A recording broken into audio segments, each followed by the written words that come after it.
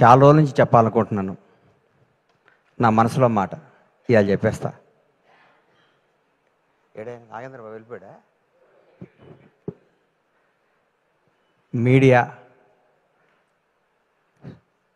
Media మిత్రులంటే మన హృదయాన్ని, మన జీవితాన్ని ప్రజల వద్దకి తీసుకెళ్ళి వీళ్ళు ఇదిరా బాబు అని చెప్పి, ఒక పోలీసు వాళ్ళకి హాలిడే ఉండదు, అలాగే ఈ మీడియా సోదరులకు కూడా మేము పండగ రోజు ఓపెనింగ్ పెట్టుకుంటే పండగ రోజు పరిగెత్తుకుంటూ వస్తారు. మా ఇంట్లో ఏ రోజు మంచి రోజు అయితే మీకు అదే రోజు మంచి రోజు అని కెమెరాలు వేసుకొని పెన్ వేసుకొని పరిగెత్తుకుంటూ వచ్చి మా న్యూస్ని కొన్ని కోట్ల మందికి చేరవేసే, మా ఒక మంచిని చెడుని అందరికీ చేరవేసే మీడియా సోదరులు అందరికీ నా హృదయపూర్వక పాదాభివందనాలు. మీరు లేనిది ఎవ్వరూ లేరు. మిమ్మల్ని ఇసుక్కున్న అవన్నీ అబద్ధాలు. ఒక ఉదాహరణ నేను చెప్తా.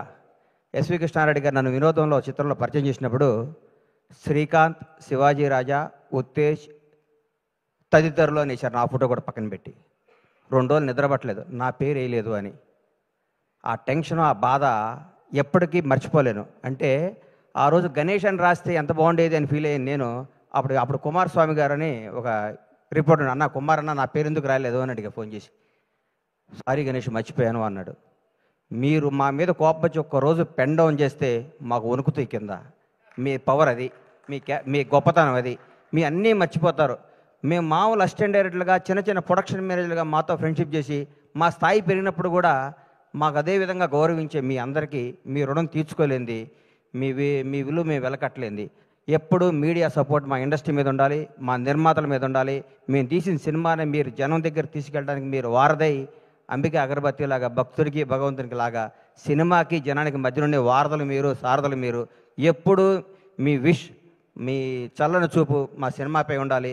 మా నిర్మాత శ్రేయస్సు కోరుకుని మీ అందరికీ మా హృదయపూర్వక కృతజ్ఞతలు. తెలుసు కదా, చిరంజీవి గారు స్వయం కృషి చేస్తాడు, మొఠా మేస్త్రి చేశారు.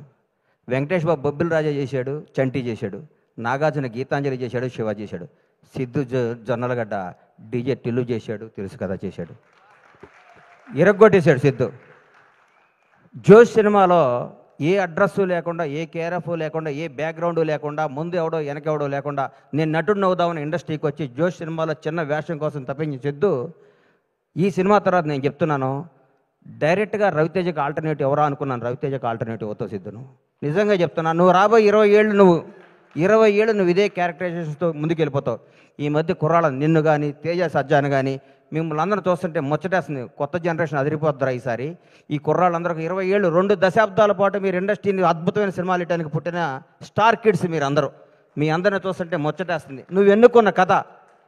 నేనైతే నిర్మాతగా ఈ సినిమా నేను తీయను. హ్యాట్స్ ఆఫ్ టు విశ్వ గారు. దమ్ము కావాలి సినిమా తీయడానికి. నీరజ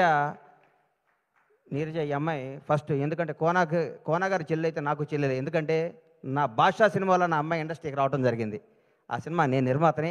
ఆ సినిమా వస్తే కోనాగారిని అడిగా, ఏంటి కోనాగారు అంటే, మా చెల్లెలు అన్న అమెరికా నుంచి వచ్చింది. ఈ అమ్మకు వీళ్ళ నాన్న, వీళ్ళ ఫ్యామిలీ ఏంది, ఈ అమ్మాయి ఇండస్ట్రీలో ఏంటనుకున్నా. ఆ అమ్మాయికి ఉన్న ఫ్యాషను, ఆ అమ్మాయికి ఉన్న టేస్ట్, ఆ రోజుల్లోనే ఆతృత, తపన, ఈ డ్రెస్ అయితే బాగుంటుంది. ఒక 10 రోజుల్లోనే కాజల్కి బెస్ట్ బడ్డీ అయిపోయింది.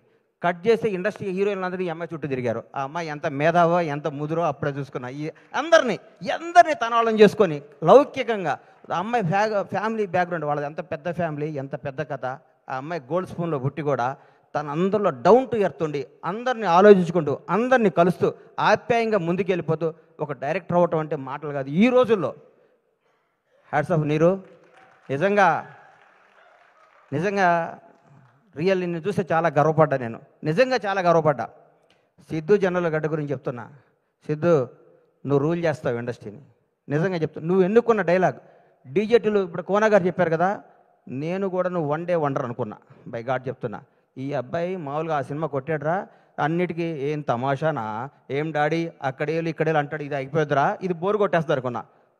ఒక్కసారి ఒక ఫేస్ టర్న్ ఇచ్చావు కదా, ఈ కొత్త షేడ్ చూసావు కదా, నువ్వు యాక్టర్, నువ్వు real actor, great actor, wonderful actor. నీకు అద్భుతమైన ఫ్యూచర్ ఉంది సిద్ధు. నువ్వు చేసే ప్రతి నిర్ణయం, నువ్వు చేసే అన్నపూర్ణం సీన్ చాలండి ఈ సినిమాలో. ఇరగొట్టేసింది. కొన్ని టర్న్లు అవుతుంటే నాకు అర్థం కాలేదు. ఈ అమ్మాయి ఇదేంద్రా ఈ సినిమా, ఏం చెప్దాం అనుకుంటున్నాడు ఈ సినిమాలో అనుకున్నాను.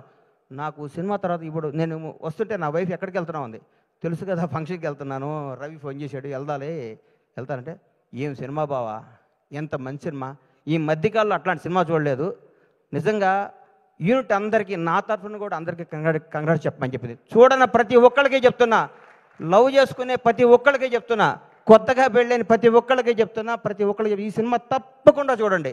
ఇట్లాంటి సినిమా సూపర్ హిట్ చేయాలి. ఈ మధ్యకాలంలోనే వరుసగా మా విశ్వ గారు అమెరికా నుంచి టక్కేసుకొని వచ్చాడు, ఏం సినిమా తీస్తాడు అనుకున్న మా అందరికి కూడా వణుకు పుట్టిస్తున్న విశ్వ గారికి